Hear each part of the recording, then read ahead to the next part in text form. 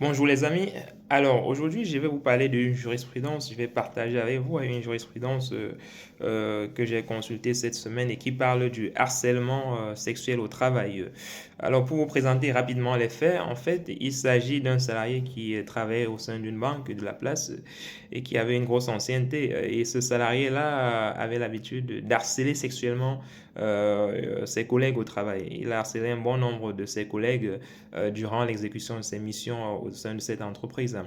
Sauf qu'il y a un salarié qui avait décidé justement de porter l'affaire à l'employeur et au niveau de l'employeur, l'employeur a eu des témoignages justement de tous ces salariés qui avaient été victimes de harcèlement sexuel.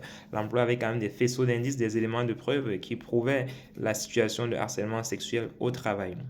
L'employeur, au regard de ces faits, a donc décidé de licencier le salarié pour faute grave, voilà, du fait de cet harcèlement-là. Sauf que le salarié ne l'a pas entendu de cette oreille. Le salarié, il a saisi les juridictions compétentes parce qu'il estimait que son licenciement était abusif, son licenciement n'était pas justifié.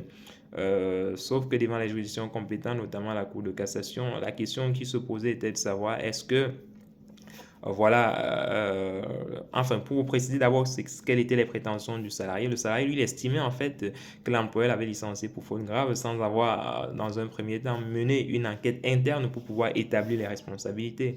Sauf que devant la Cour de cassation, voilà, cet argument n'a pas été jugé recevable pour la Cour de cassation.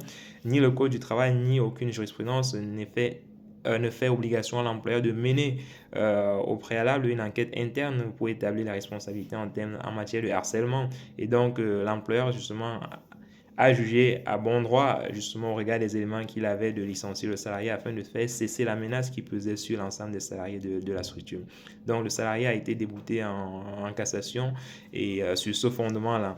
Donc, c'est juste pour vous rappeler, les amis, que demain, si vous êtes harcelé au travail, voilà, n'hésitez pas à faire remonter l'information à votre direction et pour qu'on puisse justement prendre les dispositions nécessaires pour faire cesser ou bien pour licencier le salarié qui vous harcèle vous au travail. Ça peut être votre supérieur hiérarchique, ça peut être votre N plus 2. Dans tous les cas, n'hésitez pas à faire l'alerte chaque fois que vous constatez qu'il y a une situation que vous êtes victime d'une situation de harcèlement et normalement votre employeur devrait prendre les dispositions pour faire cesser voilà cette situation-là justement parce qu'il a une obligation de sécurité mais aussi d'assurer votre santé au travail. Et s'il ne le fait pas, il peut bien être condamné justement pour manquement à ces obligations-là. Voilà. Donc j'espère que c'est clair pour les amis, j'espère que cette jurisprudence vous a apporté quelque chose. Si vous avez des questions, si vous souhaitez des développements subséquents, des développements un peu plus approfondis, n'hésitez pas à nous laisser un commentaire harcèlement et on reviendra dessus. Allez, on est ensemble. Ciao.